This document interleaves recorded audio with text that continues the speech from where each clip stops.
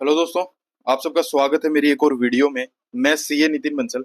आज मैं बात करने वाला हूं एडीटी वन फॉर्म के बारे में। आप कैसे ADT one form online V3 portal पे फाइल कर सकते हो, उसके बारे में मैं आज डिटेल में बात करूंगा। इससे रिलेटेड जितने भी आपकी क्वेरी होती हैं वो सारी आज की वीडियो देखने के बाद आपको रिजोल्व हो जाएंगी। कोई भी क्वेरी नहीं रहेगी। एडीटी वन फॉर्म किस लिए होता है? अपॉइंटमेंट ऑफ ऑडिटर के लिए फॉर्म फाइल किया जाता है।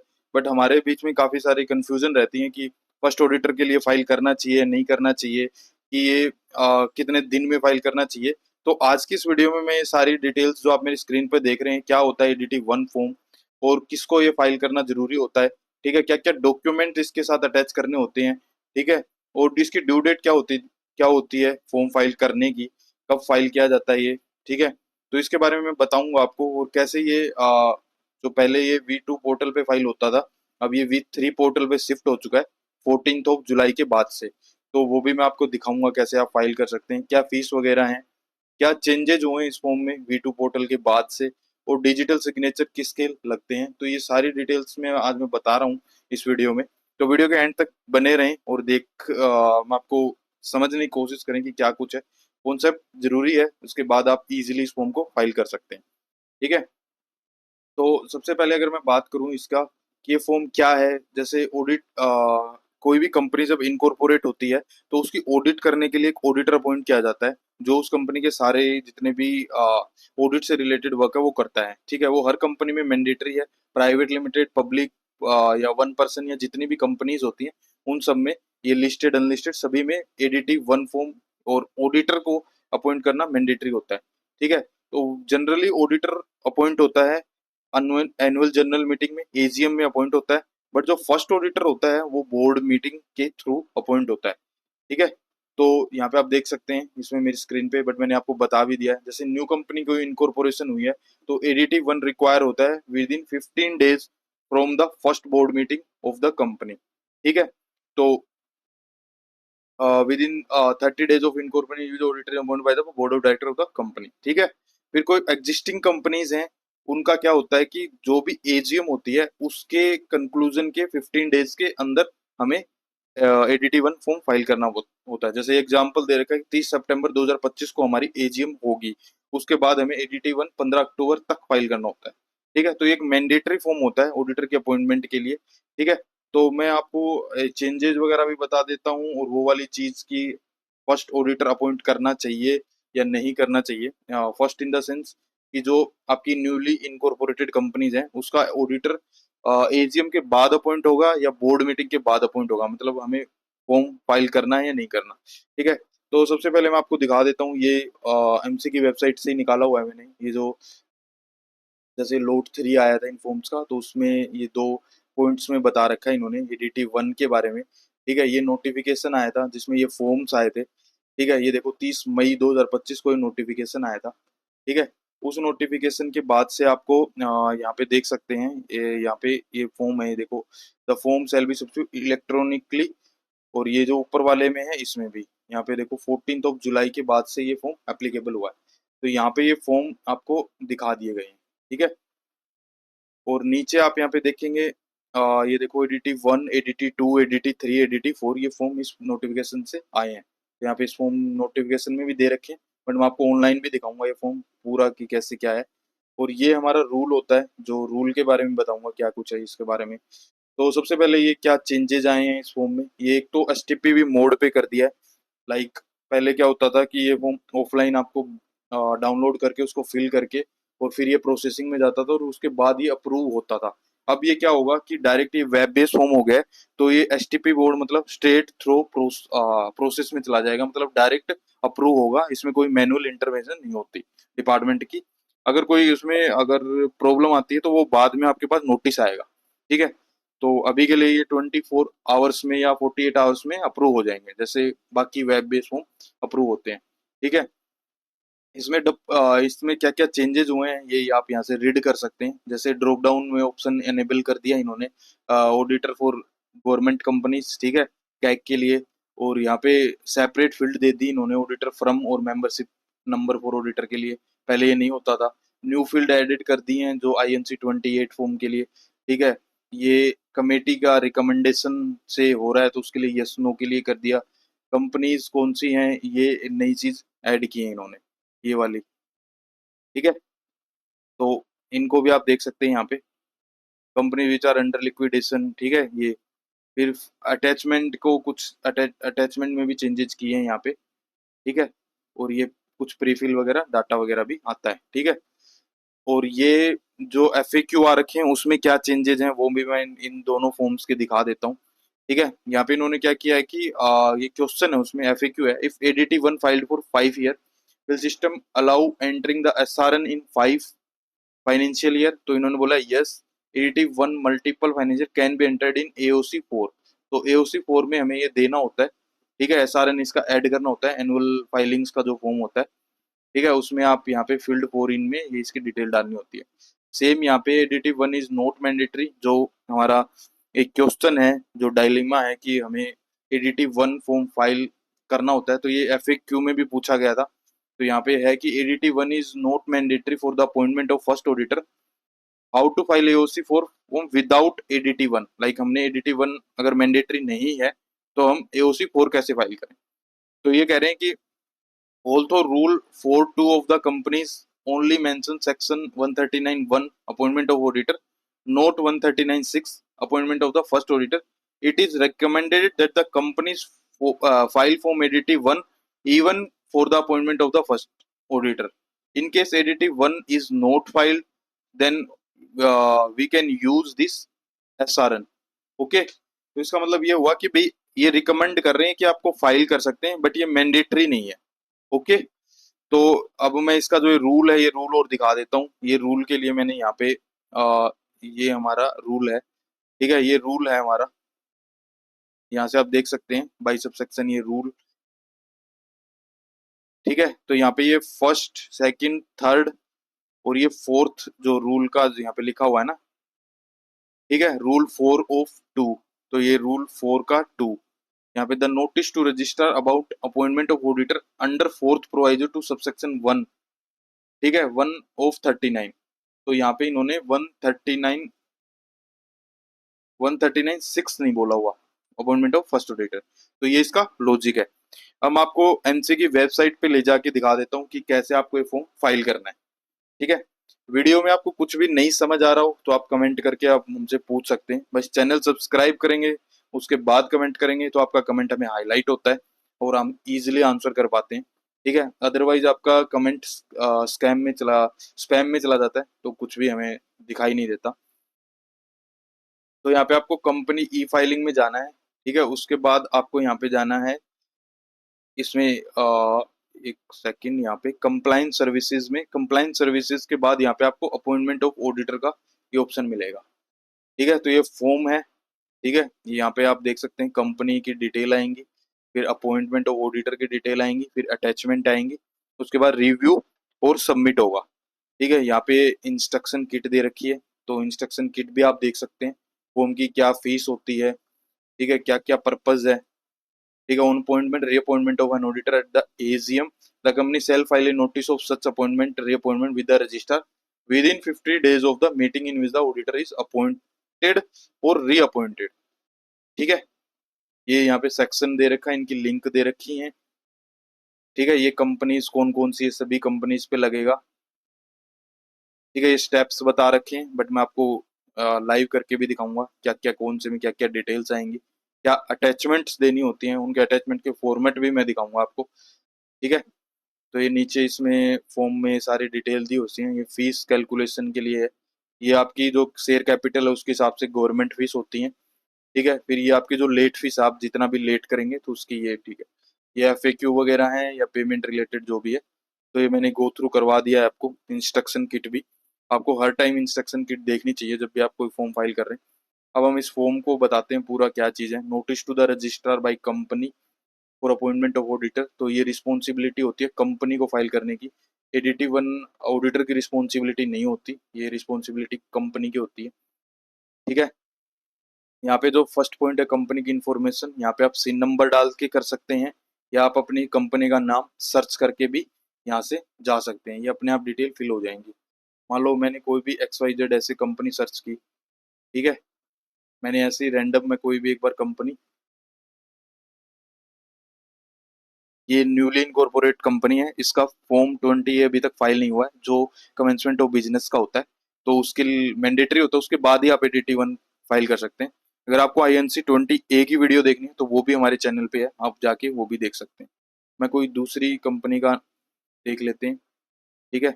जैसे ये ABC कैपिटल है, ठीक है। Changing scene mid the entire home, do you wish to proceed, ठीक है। तो यहाँ पे देख रहे हो, ये अपने आप ये डिटेल फिल कर लेता है, बट एक बार मैं इसको रीसेट करना पड़ेगा, ठीक है। जैसे कोई भी ये कंपनी उठा लेते हैं,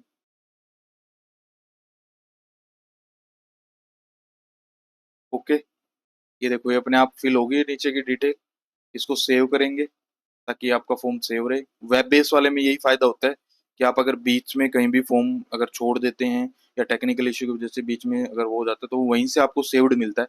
अब दोबारा उसको यहाँ पे जाके माई वर्क स्पेस में जाके, ठीक है, माई एप्लीकेशन या माई वर्क स्पेस में जाके इसको फिर से देख सकते हैं, ठीक है। तो ये आते हैं यहाँ पे ऑडिटर्स की डिटेल आपको जो फाइल करनी होती है, appointment and auditors detail, whether company is filing under any clause of company as per section 139(2), ठीक है। तो ये 139(2) को आपको देख लेते हैं कि कौन सी कंपनीज हैं जो आपकी 139(2) में आती हैं, ठीक है। तो अगर आपकी 139(2) में कंपनी आती है तो आप यस करेंगे, अदरवाइज इसको नो करेंगे। 139(2) में जो रोटेशंस वाली कंपनी होती हैं, जिसपे ऑडिटर रोटेशन होता है, जैसे 5 साल का या वो वाले, उन पे उनका होता है, अदरवाइज आप इसको नो करेंगे, ठीक है। फिर आते हैं बी पॉइंट में, नेचर ऑफ अपॉइंटमेंट।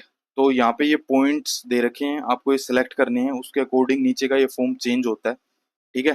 तो जैसे आपका first auditor by board of director members, ठीक है, या कैग ने आपको अपॉइंट किया है तो ये फर्स्ट पे जाएंगे, या AGM में हुआ है appointment of auditor, first auditor हो सकता है बट AGM में हुआ है appointment auditor in AGM, reappointment हुआ है कोई भी, ठीक है, अपॉइंटमेंट री appointment bye CAG, auditor appointment appointed in case of casual vacancy, तो भी ये फॉर्म फाइल होता है। Auditor appointed in case of non reappointment removal of the previous auditor, ठीक है। Auditor appointed by the tribunal, ये point नया add हुआ है। Auditor appointed by central government, ये 2 पॉइंट नए ऐड हुए हैं, ये पहले नहीं होते थे, ठीक है। ये 2 पॉइंट पहले नहीं होते थे, और एक ये अदर्स का ऑप्शन, कोई और रीजन है तो, ठीक है। तो आपका अगर फर्स्ट ऑडिटर आपका है तो आप इस पे क्लिक करेंगे तो ये नीचे अपने आप ये whether auditor has been appointed in the annual general meeting, ये नो हो जाएगा, ठीक है, क्योंकि आपने बोर्ड ऑफ डायरेक्टर वाला सिलेक्ट किया है, ठीक है। उसके बाद आपको क्या करना है, डेट ऑफ अपॉइंटमेंट, आपकी जो भी डेट ऑफ अपॉइंटमेंट है, मैं सपोज कर रहा हूँ आज की है, ठीक है। Whether joint auditor has been appointed, तो आप जॉइंट ऑडिटर भी अपॉइंट कर सकते हैं। तो उसके लिए आपको कोई भी, मतलब 2 ऑडिटर होते हैं, तो उसमें यस करेंगे तो नीचे डिटेल आ जाएंगी, अदरवाइज इसको आप नो करें, ठीक है। फिर नंबर ऑफ ऑडिटर में ये अपने आप 1 फिल हो जाएगा, ठीक है। कैटेगरी क्या है आपकी, डी ऑप्शन है, आपकी क्या कैटेगरी है, आप कोई ऑडिटर फर्म है या आप इंडिविजुअल, ठीक है, इंडिविजुअल प्रोप्राइटरशिप है या आपकी कोई फर्म है, ठीक है। तो इंडिविजुअल वाले पे क्लिक करेंगे तो आपको यहाँ पे मेंबरशिप नंबर, जो auditor signing balance sheet of the company, name of the auditor क्या है, और उसके पैन नंबर, ठीक है। और आप यहाँ पे इन ऑडिटर फर्म करेंगे तो FRN नंबर मांगेगा, नेम मांगेगा उस फर्म का, और यहाँ पे उसका इनकम टैक्स जो पैन नंबर होता है उसका वो मांगेगा फर्म का, ठीक है। तो आप यहाँ पे अगर इंडिविजुअल हैं तो इंडिविजुअल सेलेक्ट करें, और ऑडिटर फर्म है तो ऑडिटर फर्म सेलेक्ट करें, ठीक है। उसके बाद आपका ऑडिटर फर्म का एड्रेस मांगेगा, ठीक है। ऊपर ये डिटेल पैन नंबर और FRN करने के बाद आपका एड्रेस आएगा फर्म का, जो भी आपका रजिस्टर्ड एड्रेस है। उसके बाद membership number of auditor signing the balance sheet of the company, तो जिस कंपनी में आप अपॉइंट कर रहे हो उसमें कौन से, मतलब पार्टनरशिप फर्म होती हैं जनरली CA फर्म, तो उसमें कौन सा पार्टनर उसको साइन करेगा, उसका नाम आएगा यहाँ पे, मेंबरशिप नंबर आएगा, देन उसका नेम आएगा ऑडिटर का, फिर उसका पैन नंबर आएगा, ठीक है। ऊपर फर्म का पैन था, इंडिविजुअल के केस में यहाँ पे पैन नंबर इंडिविजुअल का आएगा, और यहाँ पे नीचे की डिटेल कुछ नहीं पूछेगा, ठीक है। और फर्म के केस में वो नीचे की डिटेल भी पूछेगा कि कौन पार्टनर है जो साइन करेगा, ठीक है। अगर इसमें यहाँ पे मैं ऑडिटर फर्म कर देता हूँ तो, ठीक है, यहाँ पे आप देख सकते हो। तो ये आपको अपने ऑडिटर से ये डिटेल मिल जाएंगी। ठीक है। अगर इंडिविजुअल है या फिर उसकी फर्म है तो कौन क्या है उसका एड्रेस आ जाएगा। पहले फर्म का एड्रेस आएगा, फिर ऑडिटर का भी एड्रेस आएगा। ठीक है। फिर नीचे से यहाँ से स्टार्ट होते हैं उसकी ईमेल आईडी, मोबाइल नंबर वगैरह सारी डिटेल आपको देनी होती है। ईमेल आईडी आती है यहाँ पे एड्रेस ऑफ ऑडिटर में। फिर period of account for which appointed. ठीक है, मान लो किस पीरियड से लेके किस पीरियड तक के लिए अपॉइंट होता है। जनरली एक कंपनी में 5 साल के लिए अपॉइंटमेंट होता है। उसके बाद नेक्स्ट 5 साल के लिए उनको रिपॉइंट नहीं होता। ठीक है। तो 5 साल के लिए आपको यहाँ पे 5 साल के लिए आपको यहाँ पे डेट डालनी पड़ेगी आपकी। ठीक है, कि इस फाइनेंशियल ईयर से लेके, ठीक है, इस पीरियड से लेके हमने इस पीरियड तक हमने अपॉइंट किया है।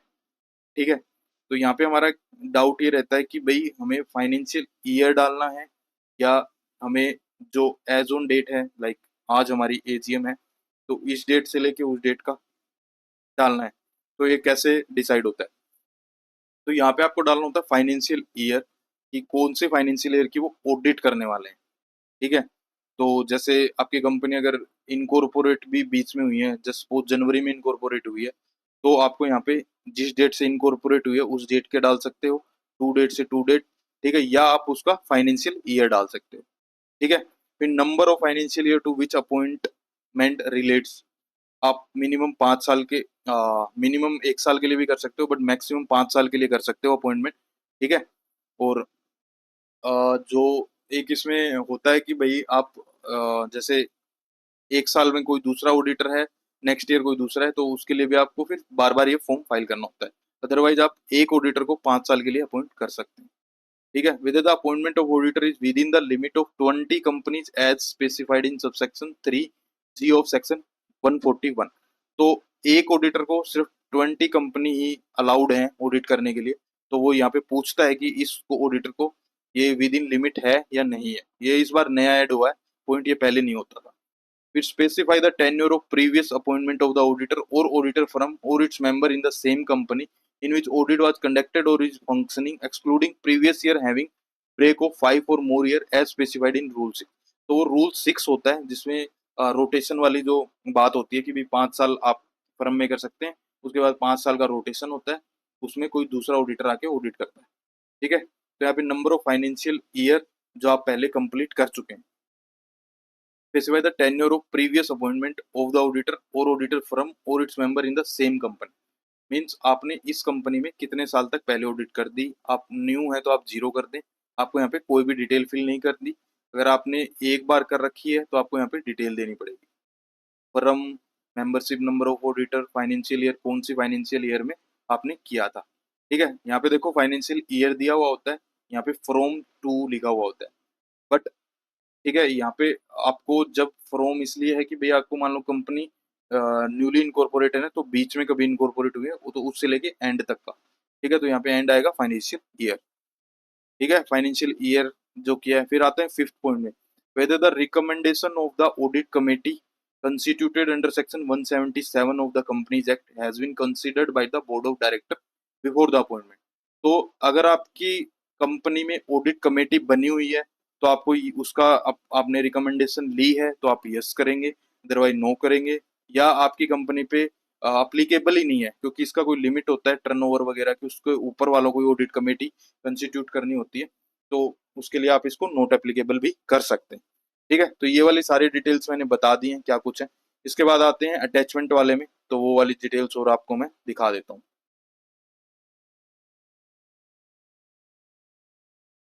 यहाँ पे जब हम इसमें पीरियड्स डालते हैं, यहाँ पे डेट जब डालते हैं तो ये फाइनेंशियल ईयर ही उठा रहा है। ठीक है। बट होना वो चाहिए मेरे हिसाब से, बट आप इसमें चेक कर सकते हैं ये अपने आप यहाँ पे प्रीफिल हो रहा है number of financial year appointed. तो मैं अगर इसमें पहले की डेट कोई भी डाल रहा हूँ तो वो इसको रिलेट नहीं कर रहा है। तो अगर आपकी कोई कंपनी पहले मान लो वो जनवरी में अगर इनकॉर्पोरेट हुई है तो आपको फाइनेंशियल ईयर जो स्टार्ट डेट है वहां से लेके वो डालना पड़ेगा। ठीक है। तो ये आप एक बार चेक कर सकते हैं, मे बी कुछ टेक्निकल एरर भी हो सकता है, बट इसका लॉजिक तो यही होना चाहिए कि जब से कंपनी इनकॉर्पोरेट हुई है तब से लेके वहां तक होना चाहिए। ओके। तो इसको नेक्स्ट करते हैं अब ये आते हैं हम अटैचमेंट वाली डिटेल्स में। Copy of the intimation sent by the company. ठीक है, ये मैंडेटरी अटैचमेंट है। Copy of written consent given by the auditor, ठीक है, ये ऑप्शनल अटैचमेंट है। ठीक है, और ऑप्शनल अटैचमेंट में आप बोर्ड रिजोल्यूशन वगैरह ये सब चीजें लगा सकते हैं। तो मैं ये आपको दिखा देता हूँ, इंटीमेशन जो सेंड करती है जो कंपनी, उसका क्या होता है। ठीक है, तो ये रिजोल्यूशन की है कि ऐसे रिजोल्यूशन पास होता है। ठीक है, ये एजीएम का रिजोल्यूशन है, फर्स्ट एजीएम ऑफ द, यहाँ पे resolve that chartered accountant firm number. ठीक है, ये इस तरीके से बनता है। ठीक है, दूसरा जो कंसेंट लेटर है, ये to the board of director, name of the company, appointment as a statutory auditor of. ठीक है, I have hereby given my consent to appoint as an auditor and declare that eligible to accept। ठीक है, moreover I have confirmed that I am not disqualified। तो ये CA firm जो होती है वो अपने लेटर हेड पे कंपनी को भेजती है। ठीक है, तो copy of the written consent given by the auditor वो यहाँ आएगी, बोर्ड रेजोल्यूशन यहाँ आएगा। Copy of the intimation sent by the company, इसमें भी सेम लेटर हेड बनता है। ये भी मैं आपको दिखा देता हूँ कैसे होता है। ठीक है, तो उसके बाद चलते हैं declaration I am authorise by the board of director of the company. ठीक है, ये क्या होता है कि कोई भी डायरेक्टर जो ऑथराइज होता है इस फॉर्म को फाइल करने के लिए, उसका डिटेल आएगी यहाँ पे। ठीक है, I am authorise by the board of director of the company, vide resolution number आता है यहाँ पे कि आपका जो फर्स्ट बोर्ड मीटिंग है तो कौन सा रेजोल्यूशन है जो ऑडिटर को अपॉइंट करने वाला, फर्स्ट सेकंड थर्ड, और उसकी डेट आती है यहाँ पे। ठीक है, आपको उसकी बोर्ड रेजोल्यूशन जब पास हुआ है। To be digitally signed designation, इसमें यहाँ पे डायरेक्टर, मैनेजर, कंपनी सेक्रेटरी, इनके पास राइट होते हैं इस फॉर्म को फाइल करने के। डायरेक्टर है तो डायरेक्टर, उसका यहाँ पे डिन नंबर आएगा जो भी डायरेक्टर है उसका। ठीक है, और इसको सेव कर देना। ठीक है, फिर आते हैं नेक्स्ट वाले में। नेक्स्ट वाले में क्या होगा, ये रिव्यू एंड सबमिट होगा। ठीक है, नेक्स्ट वाले में हमें कुछ भी नहीं करना, ये यहीं तक होता है ये फॉर्म बेसिकली। इसी में आपको ये सारी डिटेल है। तो डीएससी यहाँ पे सिर्फ डायरेक्टर के लगते हैं, ऑडिटर वगैरह के सीए के कोई डीएससी नहीं लगते। ठीक है, इस फॉर्म में मैं आपको इंटीमेशन का फॉर्मेट और दिखा देता हूँ। तो दोस्तों जो इंटीमेशन सेंट बाय कंपनी है उसका फॉर्मेट ये वाला है। ठीक है, ये भी लेटर हेड, कंपनी के लेटर हेड पे ही जाता है। ठीक है, यहाँ पे ने टू आएगा, नेम आएगा सी फर्म का, उसका एड्रेस आएगा, अपॉइंटमेंट आएगा, और वो वही we are pleased to inform you that. ठीक है, नीचे नेम ऑफ द कंपनी और साइन आएंगे डायरेक्टर वगैरह के। तो ये लेटर है जो अ, जो कंपनी है वो ऑडिटर को भेजते हैं। ठीक है, इससे ऊपर वाला था जो ऑडिटर है वो कंपनी को भेजता है। तो ये फॉर्मेट है, ये आपको यहाँ पे मैंडेटरी अटैचमेंट है, यहाँ पे आपको लगाने हैं। ठीक है, उसके बाद आपको ये फॉर्म सबमिट कर देना है। ठीक है, इस फॉर्म में और कुछ नहीं है, बस इतना ही है। तो ये मैंने सारी डिटेल्स आपको बता दी है, क्या है क्या क्या डॉक्यूमेंट रिक्वायर्ड है, ड्यू डेट बता दी है मैंने। ठीक है, V3 पोर्टल पे अब फाइल होगा, ये V2 पोर्टल क्लोज हो चुका है, अब उस पर कोई फॉर्म फाइल नहीं होता। फीस का भी बता दिया मैंने, चेंजेस भी बता दिए क्या चेंजेस आए हैं, डिजिटल सिग्नेचर का भी मैंने आपको बता दिया। ठीक है, कोई भी अगर डाउट है तो आप कमेंट करके हमसे पूछ सकते हैं। ठीक है, चैनल को सब्सक्राइब करें और पूछ सकते हैं। आपको ये वाली फॉर्मेट चाहिए तो आप हमें ईमेल कर सकते हैं, डिस्क्रिप्शन में हमारी ईमेल है। आप चैनल सब्सक्राइब करें और हमें ईमेल करें, हम आपको ये जो भी फॉर्मेट है हमारे, आपको इंस्टेंट फॉर्मेट सेंड कर देंगे। Thank you very much.